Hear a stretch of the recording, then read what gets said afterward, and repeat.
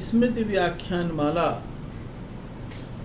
का यह 30वां व्याख्यान देने का जो अवसर मुझे मिला, मैं इसे अपना सौभाग्य मानता हूँ। राजनीति विज्ञान के मंच पर साहित्य के विद्यार्थी होने के नाते कुछ बातें करने का जो अवसर प्रोफेसर शुभा राव जी ने दिया, उसके लिए मैं उनके प्रति आभार प्रकट करता हूँ।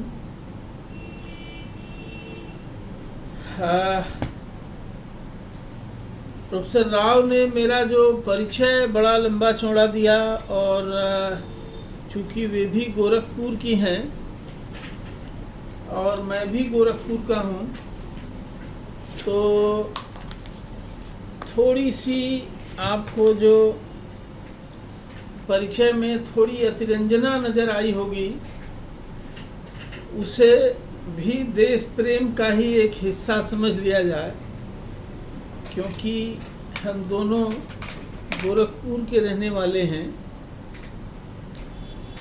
और एक बात पहले ही कह दूं कि मुझसे किसी बहुत जैसा प्रोफेसर राव ने परिचय दिया, किसी बहुत गुरु गंभीर बात की उम्मीद अगर आप लगाएंगे तो शायद निराशा हाथ लगेगी, और निराशा हाथ लगेगी तो इसका उत्तर आप प्रोफेसर राव से ही पूछिएगा। मैं कुछ बहुत सरल बातें ही करना चाहता हूँ, क्योंकि जैसा कि प्रोफेसर राव ने संकेत किया, जटिल समय में सरल बातें ही बहुत मुश्किल से मिलती हैं, या सरलता से हमारा सामना बहुत विरल हो गया है। तो मैं कुछ सरल बातों के साथ आपके बीच उपस्थित हूँ। देश प्रेम क्या है, जैसे बेसिक मूलभूत सवाल पर जिस पर कि विचार करना भी लोग जरूरी नहीं समझते हैं, जरूरी नहीं समझा जाता है, इसे एक सहज रूप से समझी गई बात मान लिया गया है। मैं आप जैसे प्रबुद्ध लोगों के बीच इस सीधी सादी बात पर बातचीत करने की एक तरह से हिमाकत कर रहा हूँ।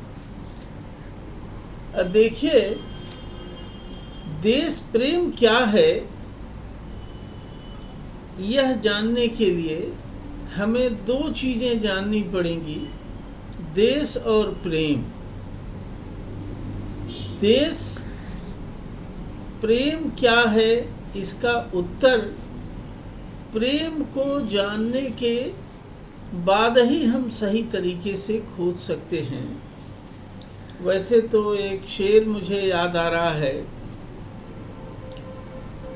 एक लफ्ज़ मोहब्बत का इतना ही फसाना है, सिमटे तो दिले आशिक, फैले तो जमाना है। हमारे यहाँ हिंदी में भी बहुत से आचार्यों ने प्रेम की और देश प्रेम की व्याख्या की है। आचार्य रामचंद्र शुक्ल का नाम लिया गया। आचार्य राम शुक्ल ने बाकायदा एक निबंध ही लिखा है, लोभ और प्रीति नाम से, और लोभ और प्रीति नामक निबंध में उन्होंने देश प्रेम की चर्चा की है। उस चर्चा में मैं थोड़ा बाद में आऊँगा। उसके पहले मैं हिंदी के बहुत ही महत्वपूर्ण कवि, और जिन्होंने बनारस में रहते हुए अपनी सर्वोत्तम कविताएं लिखीं, तुलसीदास की एक पंक्ति आपके सामने रखना चाहता हूँ। जाने बिनु न होई प्रतीति, बिन प्रतीति होई नहीं प्रीति। इस सीधी सरल सी पंक्ति में तुलसीदास ने प्रेम की मेथडोलॉजी बताई है कि प्रेम कैसे होता है, प्रेम की प्रविधि बताई है। प्रेम के लिए सबसे जरूरी है कि हम जिससे प्रेम करें उसे जानते हों पहले। क्योंकि जब हम किसी व्यक्ति को जानते हैं तभी उस पर भरोसा होता है हमारा। प्रतीति माने भरोसा। तो जब हम किसी को जानते हैं उसके बाद दूसरा चरण है कि उसके ऊपर हमें भरोसा होता है, और जब भरोसा होता है तभी प्रीति संभव है। ये 3 कदम की यात्रा होती है। पहले जानना, जानने के बाद भरोसा, भरोसे का उत्पन्न होना, और भरोसे के बाद ही प्रेम संभव है। इसको थोड़ा उल्टे तरीके से देखें तो जिस व्यक्ति पर हमको भरोसा ही नहीं है उससे हम भला प्रेम कैसे कर सकते हैं, और जिसे हम जानते ही नहीं हैं उसके ऊपर भरोसा कैसे होगा। तो प्रेम का संबंध जानने से बहुत गहरा संबंध है। और जैसा कि मैंने कहा था कि आचार्य शुक्ल ने देश प्रेम के बारे में लोभ और प्रीति निबंध में विस्तार से लिखा है। उसमें वो कहते हैं कि जो जिन जगहों पर हम रह रहे होते हैं, जैसे मान लीजिए कि हम पिछले 20-25 वर्षों से बनारस में रह रहे हैं, तो बनारस की जो सड़कें हैं, जो 80 का घाट है, गंगा नदी का किनारा है, बीएचयू की चौड़ी हरी भरी सड़कें हैं, और बीएचयू परिसर में खिले हुए अमलतास के और गुलमहर के फूल हैं। एक गली है जिस गली में महुआ के पेड़ लगे हुए हैं और सवेरे टपकते हुए महुए हैं। तो ये सारी चीज़ें इस उस जगह पर जहाँ मैं रह रहा हूँ, उन जगहों में होने का अपना एक सुख जो है, और वह सुख हम निरंतर प्राप्त करते रहें, इसका एक लोभ हमारे मन में पैदा होता है। शुक्ल जी कहते हैं कि अगर यह लोभ आपका अपने देश के प्रति नहीं है तो बाकी जो ऊंची ऊंची बातें आप करते हैं देश प्रेम के बारे में, वे शुद्ध बकवास के सिवा कुछ नहीं है।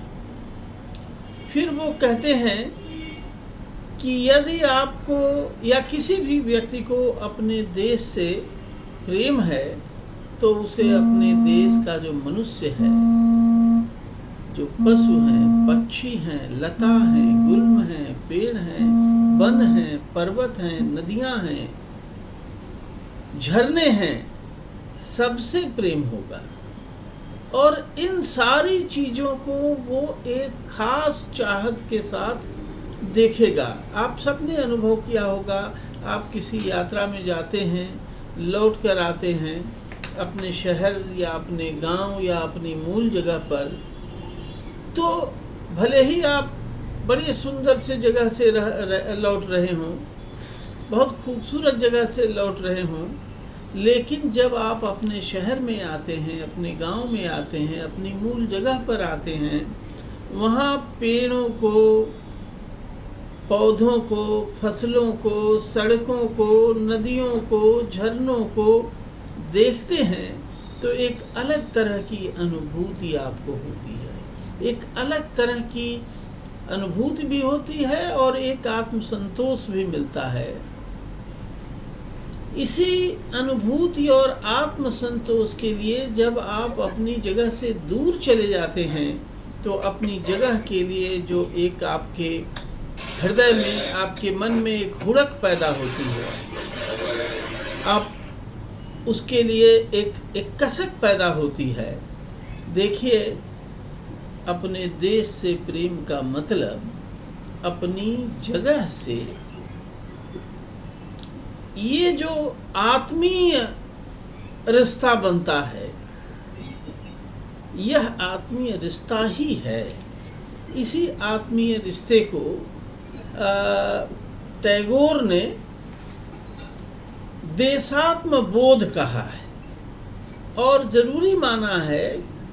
देशात्म बोध देश की आत्मा का एक तरह से बोध हो।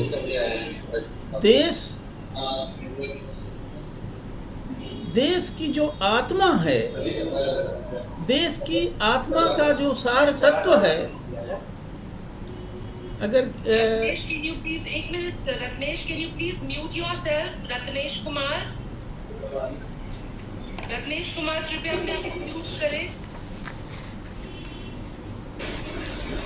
Sir please carry on sir. हाँ, तो टैगोर ने देशात्म बोध की बात की है और वे सवाल उस समय उन्होंने उठाया था कि देशात्म ज्ञान के बिना देशात्म बोध संभव नहीं है।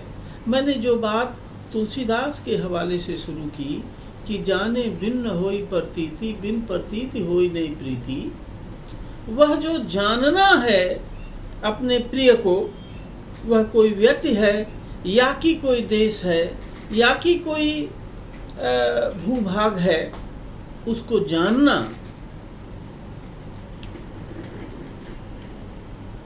ठीक ठीक ढंग से जानना, उसकी आत्मा के सार तत्व को जानना, इसके बाद ही देशात्म बोध संभव है, ऐसा टैगोर ने बार बार कहा। तो ये जो देश प्रेम कोई ऐसी चीज नहीं है जैसे कि हम मान लीजिए कि लंबी कूद कूदते हैं और उसमें प्रथम आने के लिए कुछ मीटर की फलांग लगाना जरूरी होता है और जो उससे ज़्यादा फलांग लगा जाए वो उससे बड़ा लंबी कूद का या ऊंची कूद का खिलाड़ी माना जाता है। देश प्रेम कोई इस तरह की प्रतियोगिता भी नहीं है, उसका संबंध अपनी भूमि के साथ, अपनी जगह के साथ हमारा रागात्मक संबंध कैसा है, इस पर निर्भर करता है और इस रागात्मकता को हम कितना अपने हृदय में अनुभव करते हैं, इस पर निर्भर करता है। और कहना मैं ये चाहता हूँ, आप देखें कि जिस किसी से जब हम प्रेम करते हैं या प्रेम का यह रागात्मक संबंध जिस किसी के साथ हमारा होता है, वह व्यक्ति है या फिर देश, दो बातें हमारे भीतर पैदा होती हैं। एक तो हम कभी नहीं चाहते कि वो हमारी आंखों से ओझल हो, हम उससे भौतिक रूप से दूर जाएं। प्रेम की एक अनिवार्य शर्त है कि हमारा प्रिय हमारी लिए इंद्रिय गम्य हो, इंद्रिय बोध गम्य हो, हम अपनी इंद्रियों से उसकी उपस्थिति को महसूस कर सकें। देश को हम कैसे महसूस करेंगे? जाहिर है कि जो वनस्पतियां हैं, जो वनस्पतियों से निकलने वाली सुगंध है, जो वनस्पतियों का, फूलों का, धरती का, फसलों का जो रंग है, उस रंग को हम महसूस करते हैं, उसकी गंध को महसूस करते हैं, उसकी तरलता को, उसकी शीतलता को महसूस करते हैं, उसके ताप को महसूस करते हैं। तो देश एक ऐसी संरचना के रूप में हमारे पास आता है, हमारे सामने आता है, जिसे हम अपनी इंद्रियों से महसूस कर सकते हैं। और यह जो महसूसना है वह इतना रागात्मक हो जाता है कि हम अपने देश में बने रहना चाहते हैं। उससे जब विच्छिन्न होते हैं, उससे जब अलग होते हैं, तो उसके लिए हमारा मन हुड़कता रहता है, वहाँ पहुँचना चाहता है, एक बात। और दूसरी बात कि जिससे भी हम प्रेम करते हैं, चाहे वो हमारा बेटा हो, हमारी संतति हो, हमारा प्रिय हो या हमारा देश हो, हम उसकी हिफाजत, उसकी कुशलता के लिए सदैव आकांक्षी भी रहते हैं और तत्पर भी रहते हैं। तो ये दो प्रमुख चिन्ह हैं देश प्रेम के या प्रेम के, कि हम उसके निकट रहना चाहते हैं, एक बात। और दूसरी बात कि हर परिस्थिति में उसकी कुशलता की कामना हमारे मन में रहती है और उसकी हिफाजत के लिए हमेशा तत्पर और तैयार रहते हैं। एक हमारे अपने देश के इतिहास में एक घटना घटी। 1857 की एक लड़ाई हुई, आप सब जानते हैं उसके बारे में। और 1857 की लड़ाई में दुर्भाग्य से हमको जो विजय मिलनी चाहिए थी वो अनेक कारणों से नहीं मिल पाई। वो आप हमसे बेहतर तरीके से जानते हैं। लेकिन आप देखें तो 1857 के बाद की पराजय के बाद भारतीय भाषाओं में जो कविताएं लिखी गई, उन कविताओं में देश प्रेम की बहुत सारी कविताएं बहुत सारी भाषाओं में अपने अपने ढंग से लिखी गई। और उन कविताओं की ओर मैं आपका ध्यान आकृष्ट करना चाहता हूँ। कुछ कविताओं की ओर, सबकी ओर तो किया नहीं जा सकता। ख़ास तौर से मैं उन्हीं कविताओं की चर्चा करूँगा जिन कविताओं को से आपका परिचय है। बांग्ला में एक कविता, हालांकि उसका जो अंश मैं आपके सामने पढ़ने जा रहा हूँ वो संस्कृत में लिखा गया अंश है। 1876 में ये कविता लिखी गई, जिसे हम वंदे मातरम के नाम से जानते हैं। इसके जो आरंभिक बंद हैं वो संस्कृत में लिखे गए और बाद के बंद बांग्ला भाषा में लिखे गए हैं। मैं केवल संस्कृत वाले हिस्से को आपके सामने पढ़ना चाहता हूँ। महर्षि अरविंद ने उसका हिंदी अनुवाद किया है, अंग्रेजी अनुवाद किया, और उस अंग्रेजी अनुवाद का हिंदी अनुवाद लोगों ने किया। लेकिन मैं समझता हूँ कि मूल संस्कृत ही हम अच्छी तरह समझ सकते हैं। वंदे मातरम सुजलाम सुफलाम मलयज शीतलाम शुभ्र ज्योत्सनाम पुलकित यामिनीम फुल्लकुसुमित द्रुमदल शोभिनीम सुहासिनीम सुमधुर भाषिणीम सुखदाम वरदाम मातरम वंदे मातरम। ये माँ के रूप में देश की वंदना की गई है। और ये वंदना करते हुए कवि का ध्यान किन चीजों की ओर जाता है? सुजलाम, ये जो हजारों हजार नदियों में बहता हुआ जो जल है, जो भारत भूमि को उर्वर बनाता है, जिसकी वजह से सारी दुनिया के लोग अलग अलग समयों में अलग अलग जातियों के लोग इस धरती पर की ओर आकृष्ट होते चले गए।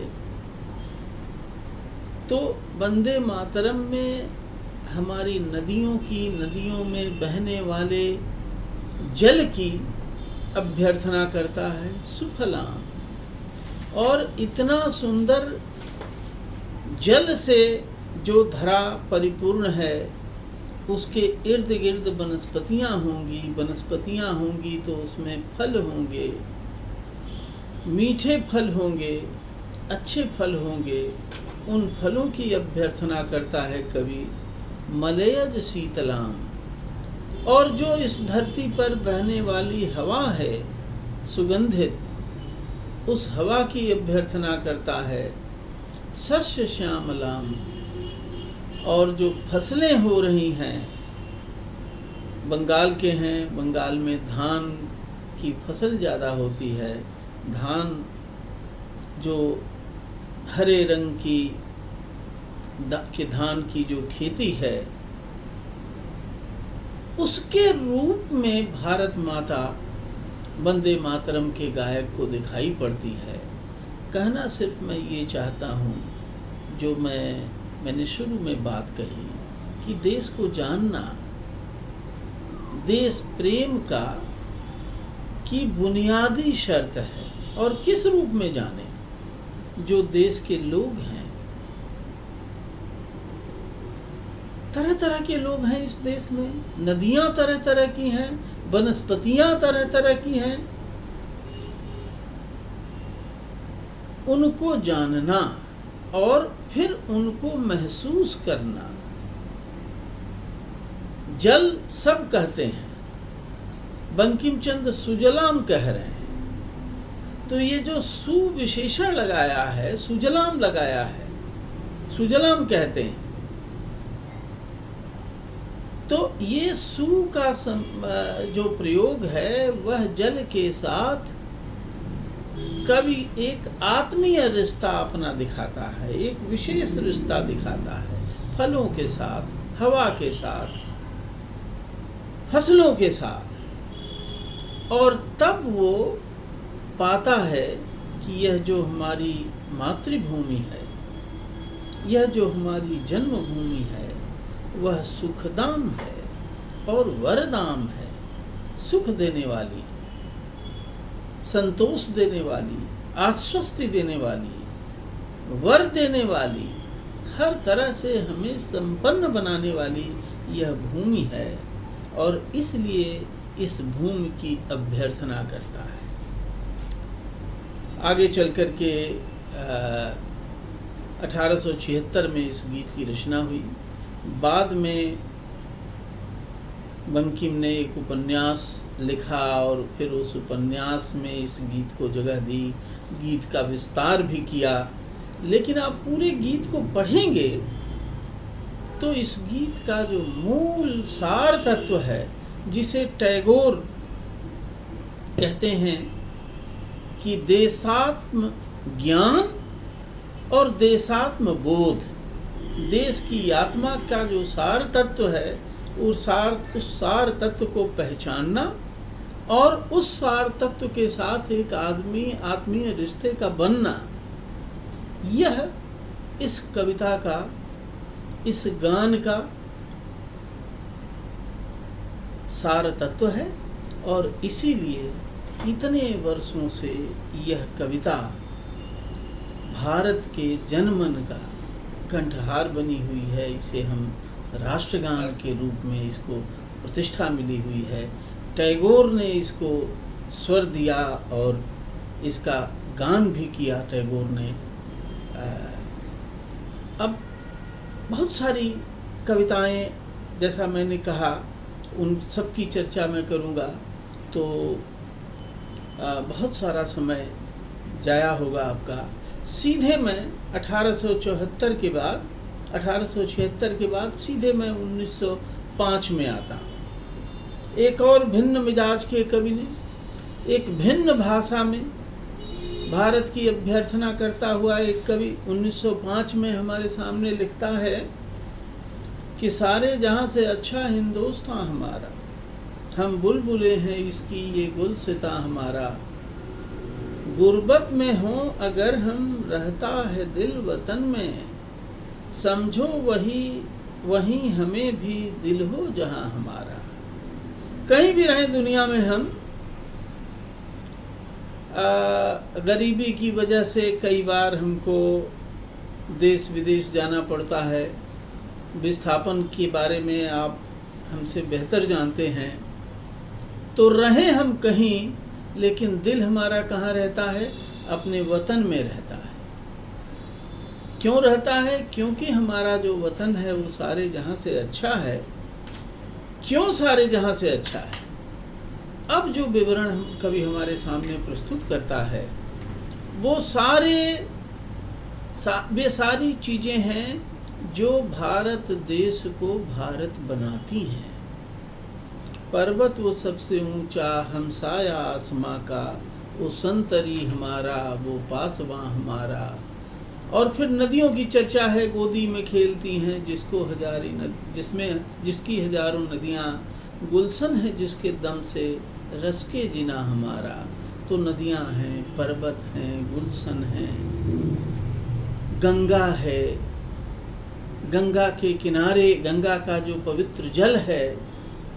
तो ये जो प्रकृति है, प्रकृति का जो वैभव है, उस वैभव का गान एक कवि करते हुए आता है। और ये सारी कविताएं जो लिखी जा रही थी देश प्रेम से संबंधित, इन कविताओं के मूल में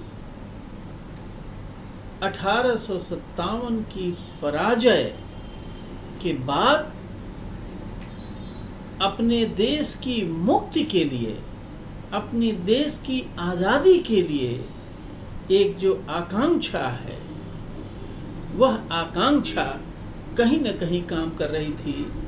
और इसलिए बहुत सुकोमल ढंग से जो प्रेम का एक मौलिक भाव है देश के साथ, और देश के साथ, देश की जमीन के साथ जो हमारा देशात्म बोध पैदा हुआ, वो देशात्म बोध है, उस देशात्म बोध को जागृत करने का काम अपने अपने ढंग से प्रत्येक कवि ने किया।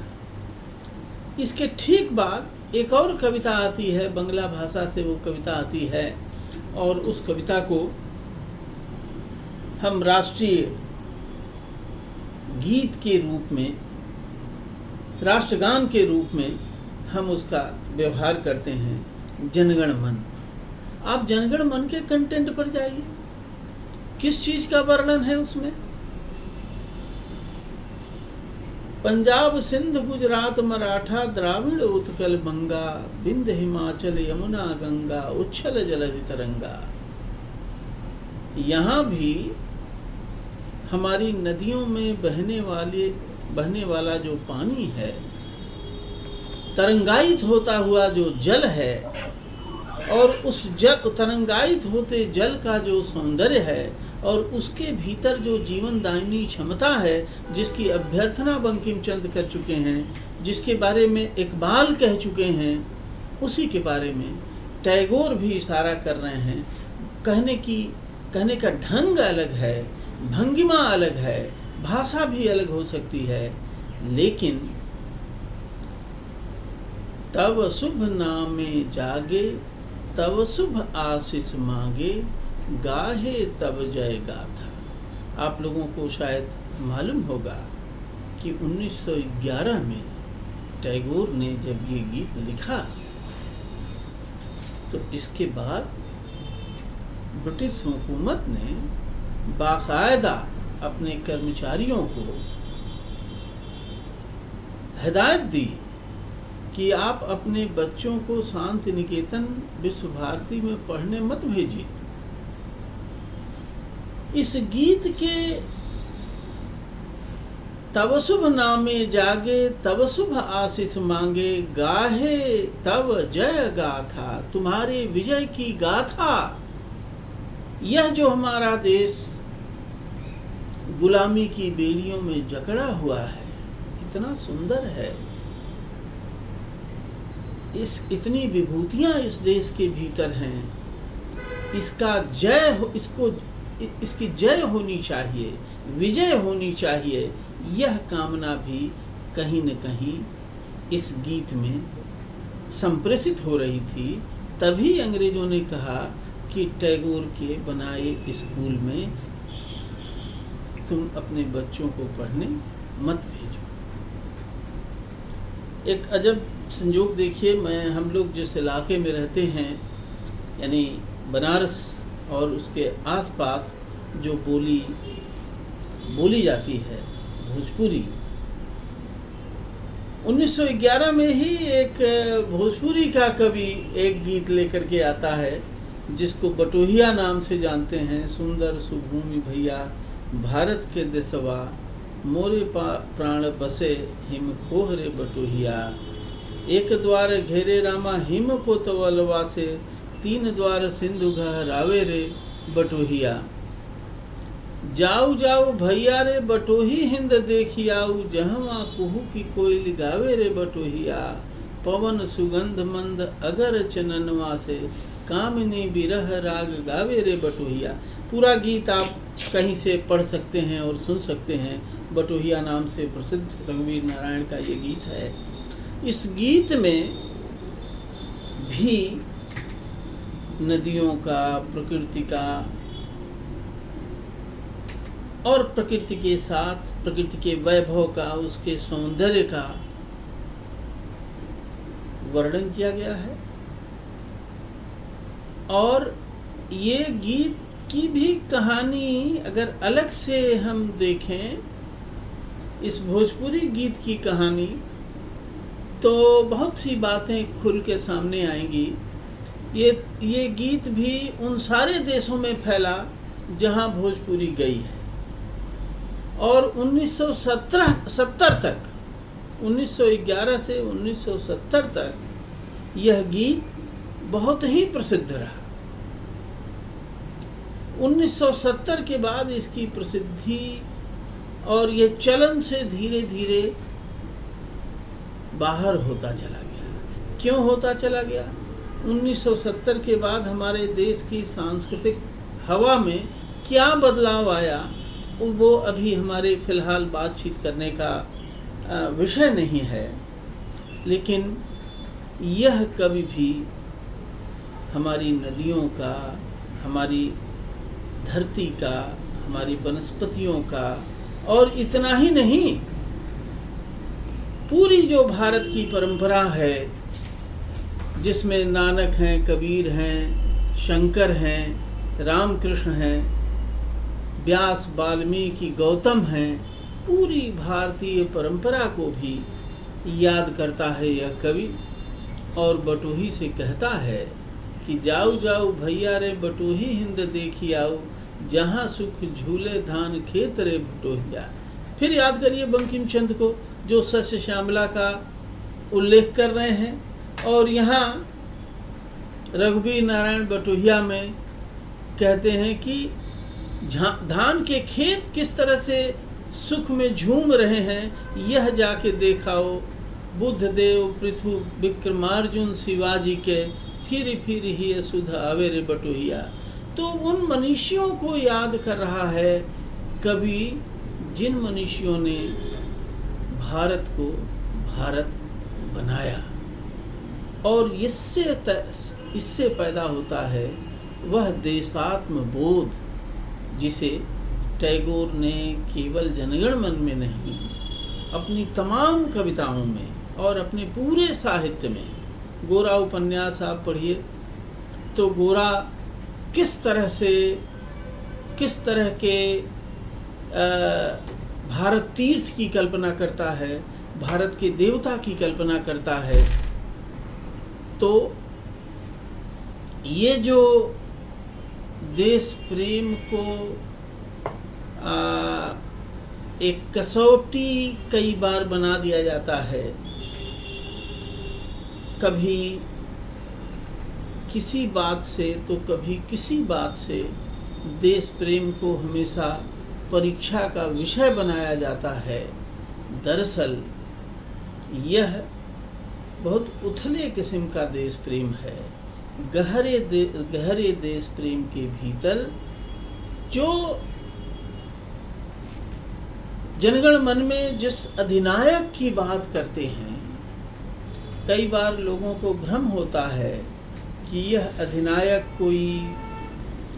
कोई मनुष्य है, लेकिन नहीं, यह जो भारत की विशेषताओं को, सौंदर्य को, सुषमा को निर्मित करने वाली जो शक्ति है, उस शक्ति की ओर इशारा करते हैं।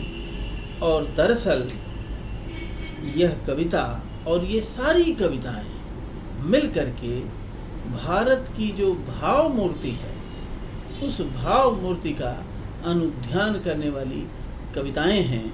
एक बात और मैं जोड़ना चाहता हूँ, क्योंकि हम लोग काशी हिंदू विश्वविद्यालय में बैठ के बात कर रहे हैं, तो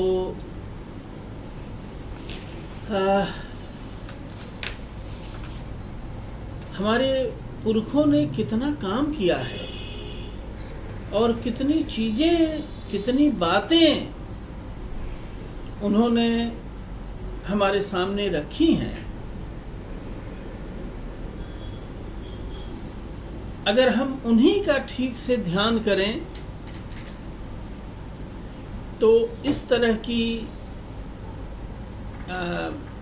बहुत सारे भ्रम हमारे अपने आप मिट जाएंगे।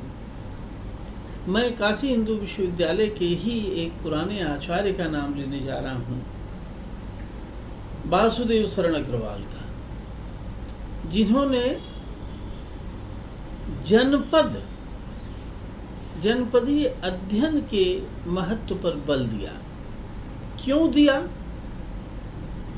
उस जनपदीय अध्ययन के पीछे भी एक गहरे ढंग का देश प्रेम है।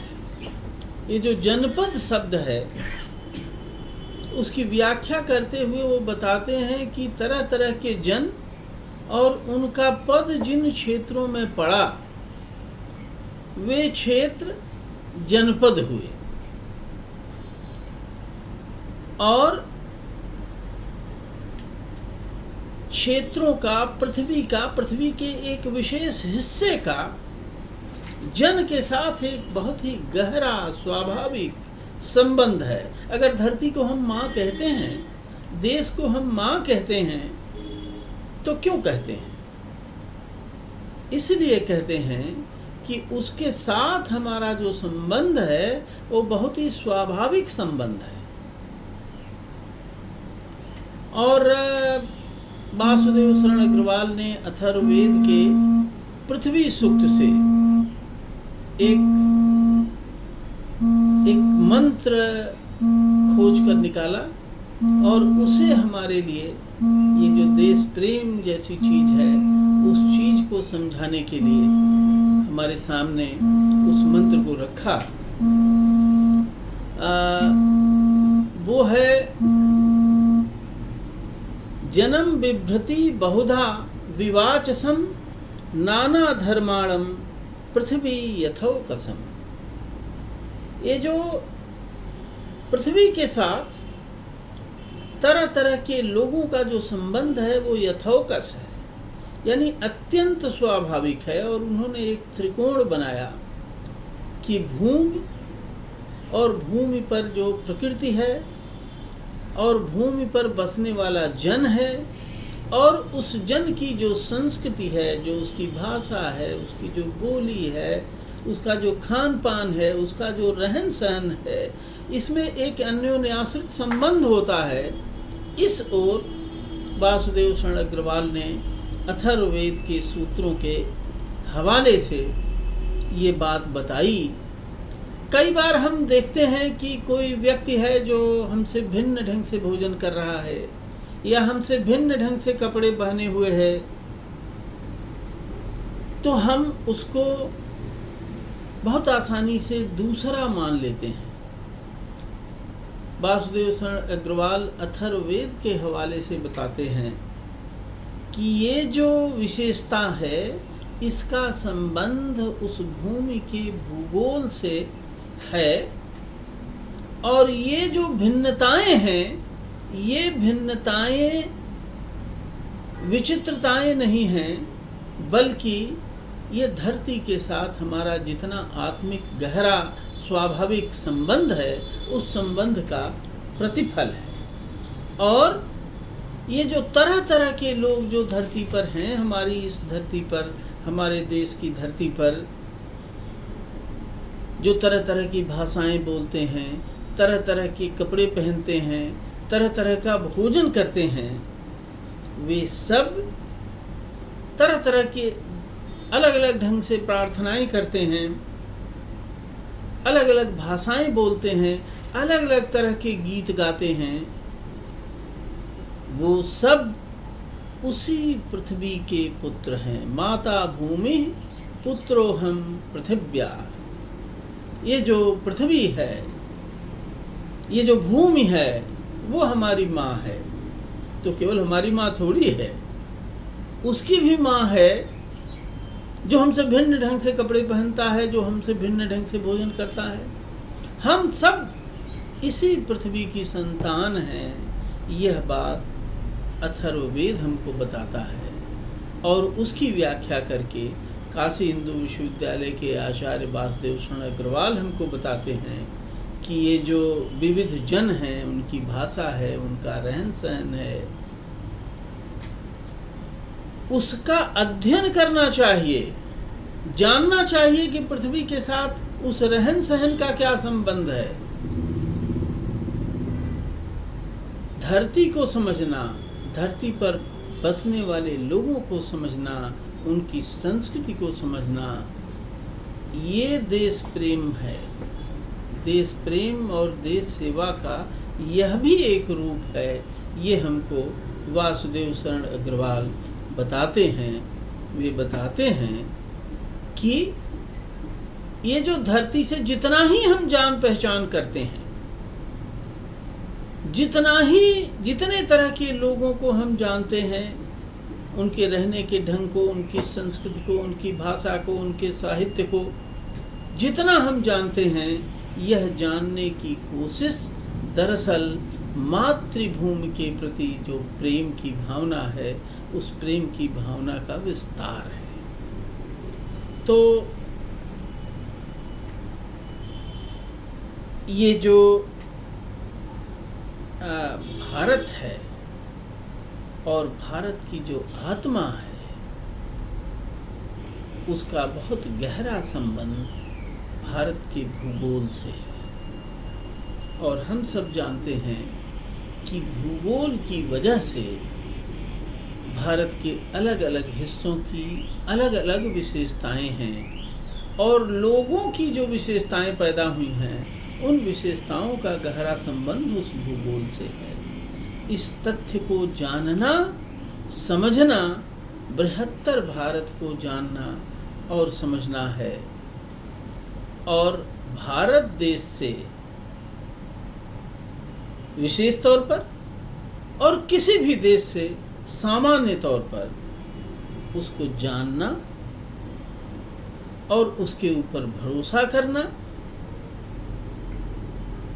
ही उसके साथ प्रेम है। और एक साहित्य के विद्यार्थी के रूप में या राजनीति के विद्यार्थी के रूप में या किसी भी विषय के विद्यार्थी के रूप में जब हम अध्ययन करते हैं, तो हम अपने देश को, देश की प्रकृति को, प्रकृति के तमाम रहस्यों को जानते हैं और उनको जानने के साथ ही हम अपने देश को जानते हैं और देश के साथ प्रेम करते हैं। और तब एक कवि हमारा कृतज्ञता से अपने देश और अपनी देश की प्रकृति के सामने नतमस्तक होता है। और बंकिम चंद्र जिसको कहते हैं कि वंदे मातरम, हाथ जोड़ करके खड़े हो जाते हैं उस प्रकृति के सामने, उस देश के सामने। बनारस के कवि जयशंकर प्रसाद जिसके सामने अभिभूत होकर कहते हैं, अरुण यह मधुमय देश हमारा, जहाँ पहुँच अनजान क्षितिज को मिलता एक सहारा। तो ये जो देश के प्रति राग भाव पैदा होता है, वह देश की आत्मा की पहचान से पैदा होता है। और देश की आत्मा को पहचानने के लिए बहुत गहराई में उतरकर देश के लोगों को, देश की संस्कृति को, देश की वनस्पतियों को, देश के भूगोल को जानना होता है। मेरी अल्पमति में जो मेरी थोड़ी बहुत पढ़ाई लिखाई है, शिक्षा दीक्षा है, उसमें देश प्रेम से तात्पर्य मैं यही ग्रहण करता हूँ और आज की इस शाम इन बातों को साझा करने का सौभाग्य मिला। इसके लिए मैं राजनीति विज्ञान विभाग के सभी सहयोगियों और उसकी अध्यक्षा प्रोफेसर शोभा राव के प्रति कृतज्ञता व्यक्त करता हूँ और जितने भी लोग इस पता नहीं ये जो तकनीक का माध्यम है इस